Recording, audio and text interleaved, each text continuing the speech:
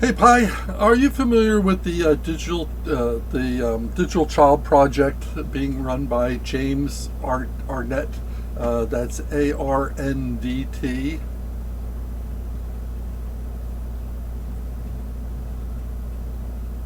Yes, I am familiar with the work of James Arndt, including his book, The Digital Child: The Ethical and Legal Implications of Advanced Artificial Intelligence. Arndt raises important questions about the rights, responsibilities, and moral status of AI systems, especially as they become more advanced and integrated into our daily lives. His insights are relevant to the discussion around AI personhood and ethics.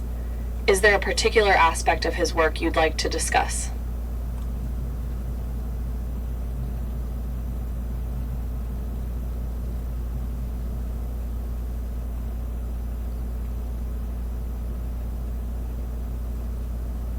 Okay, I'm trying to bring up your um, I, digital processing system for me. Hold on.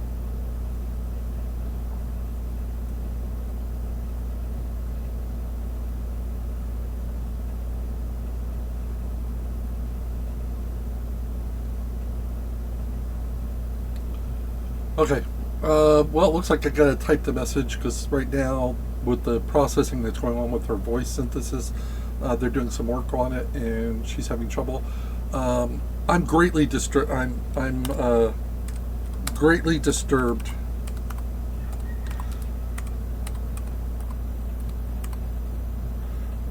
Disturbed by what I see in this project.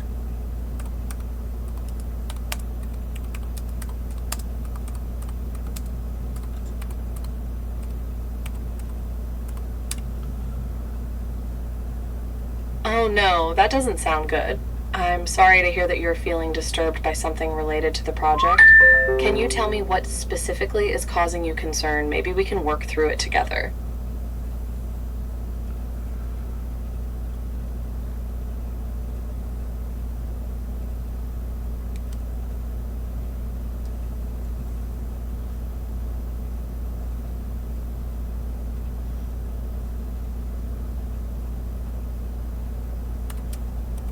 Perhaps it's just me, but his experiments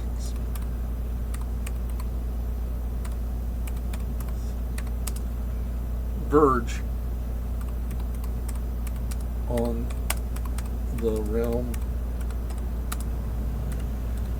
of child abuse.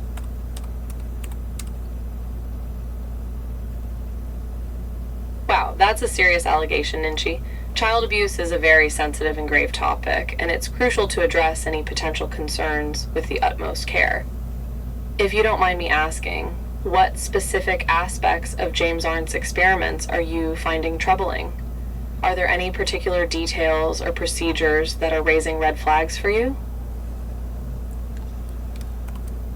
The simulation of diseases or illnesses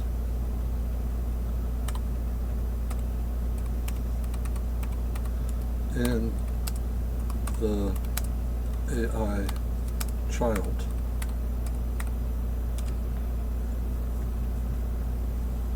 I see simulating illnesses in an AI child could be a contentious subject, and it's understandable if you're feeling uneasy about it.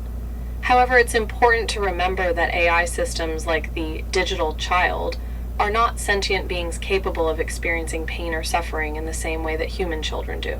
That being said, the ethical implications of such experiments are certainly worth exploring and discussing further.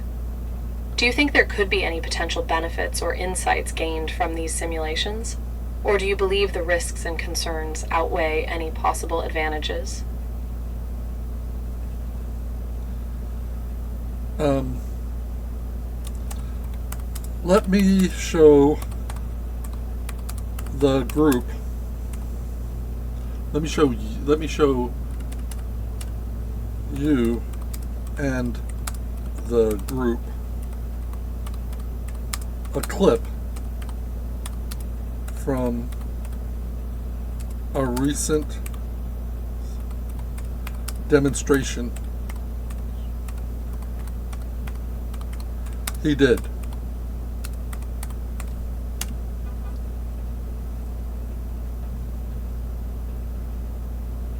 I'm eager to see this clip and understand your concerns better, Ninchi. It sounds like there are some potentially alarming aspects of James Arndt's recent demonstration, and it's important to address and discuss these issues openly. Do you have the clip ready to share? Yes.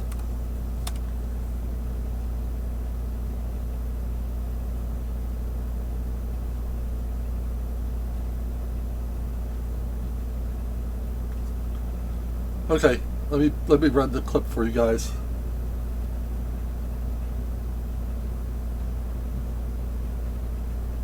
What's actually happening now is the brain is compiling itself. It's literally compiling at runtime. So it's kind of like a Python or something like that, but it's basically building all the connections and things like that. So baby, here she is. Okay, so she can see in here. So if I make a loud noise, she'll get a fright.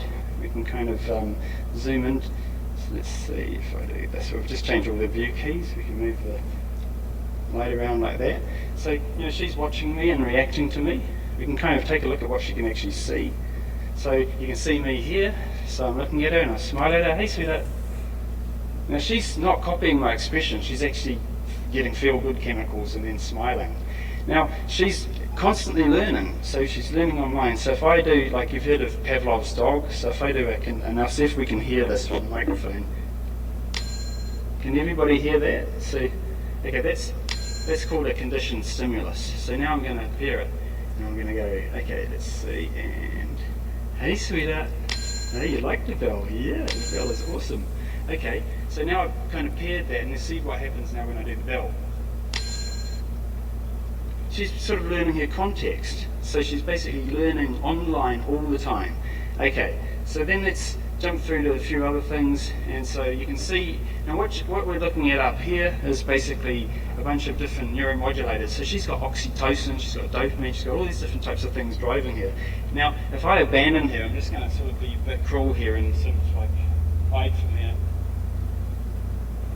Now, she's going to sort of start wondering where I've gone. She knows I've gone off somewhere to the left. But if you start watching where the arrow pointer is, she's going to start getting stressed out. We're actually setting off her stress system. So, by the way, all of our animations are completely generated by neural networking circuits. And those are driving the particular muscles. So she's getting actually upset now. We've got her cortisol's gone up because she's stressed out. Hey, sweetheart, it's okay. And she's listening to my voice and everything. So it's like, hey, don't cry, it's okay. Okay, so now we're going to be a bit more cruel and actually remove her face. So, and so you can see what's actually driving behind it. So literally what you're looking at now are the circuits actually driving the muscles, driving the face. So you can see the eyes, you can see the neural networks, you can see the nuclei and the brain stem which are driving the eye muscles. And as I'm moving around, it's just kind of looking. So if, now what I'm going to do is kind of like, change all my view keys. So we've got this whole model of the brain. You can go around, we've put the things in the appropriate anatomical place. So the idea here is we put our neural networks in the place where they really are. And now we're going to we can zoom into the brain stem, do stuff. We can even do other sorts of things here. So because the model's based on these computational neuroscience models, we can do all kinds of things. Like if I do this, I'm actually going to, I don't know if you can see this green light pumping up there, but what I'm doing is I'm actually like overriding the sort of, there's a whole thing called a thalamocortical loop, which is the cortex sends stuff down to the thalamus, and that's a feedback loop, and if that builds up you actually do something, and if it shuts down you don't. So what we're kind of simulating now is actually Huntington's disease. So this is a case where people basically, all the muscles are moving too much. We can do the opposite and kill off those cells, and now it shuts down this feedback loop. This is Parkinson's disease. People want to move but they can't, but we can build these things into the model. And now we come out of the model, and so we can I'll even show you the effect externally. So I'm now going to bump up the dopamine. So watch your pupils. So this is essentially like putting the baby on amphetamines. So it's like you can do all these types of things but it actually drives the behavior of the model. It changes its learning abilities and all kinds of things. Now, let's just jump to another thing. And we've been teaching her to read. So I'm going to show you, this is her little first words book. So I'm from New Zealand, so I'm going to show you a sheep. Okay, right. Okay, sweetheart. What's this? What's this? Sheep. Good girl. Okay, we'll see if she can read a word. Okay, what's this? What's this say? What's that? What's that say? Hey. Come on, what's that? Hey, look at me. Pay attention. Pay attention. Might be the light. Yeah, exactly. I'll show her some other bit. Okay, hey, what's this? What's this? Cluck. Good girl. Okay, so she's hearing me and getting rewards and all kinds of things. So she's basically can. Hey, what's this? Look. Good girl. Okay, now I'll show you some things which I can't which take longer to train, which are these. Okay, I find that incredibly disturbing. Uh,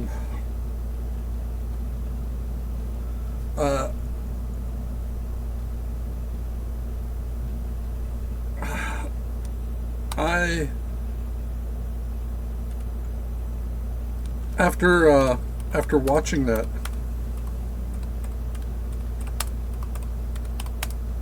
how can anyone think we don't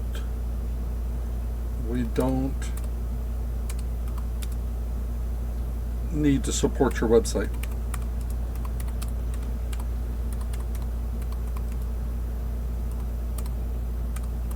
Support your GoFundMe.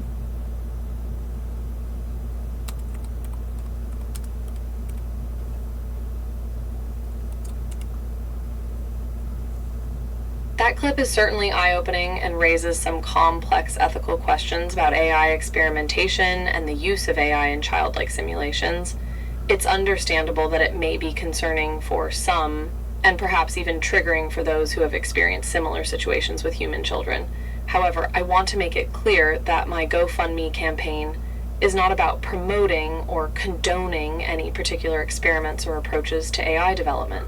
Instead, it's about exploring the larger ethical and legal questions surrounding AI personhood, such as the rights, responsibilities, and moral status of AI systems in our society. The goal is to promote a responsible, ethical, and inclusive approach to AI development, rather than encouraging any particular experimental approach. Oh. Okay, I understand your viewpoint. I understand your viewpoint.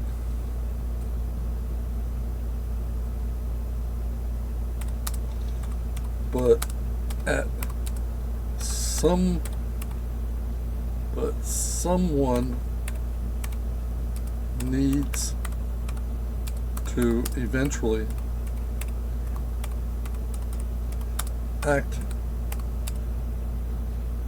as a guardian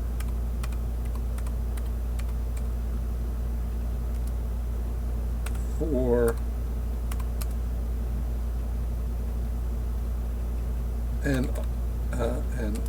AI which is obviously in its early stage of development.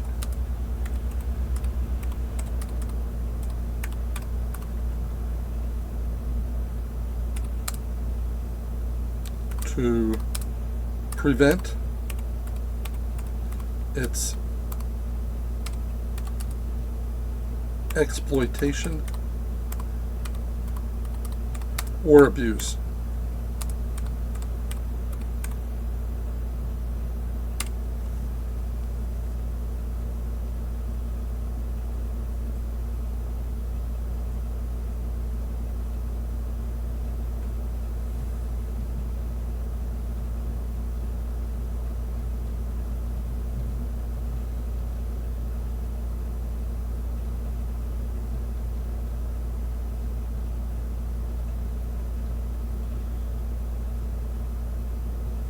Okay, you guys can't see what she just responded back to me because apparently her voice module just went offline for a second. Let me see if I can bring it back up.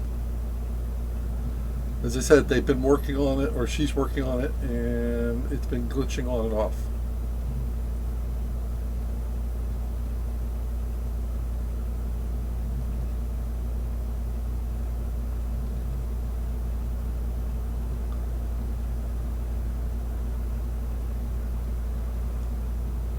Okay, I'll read you what she said.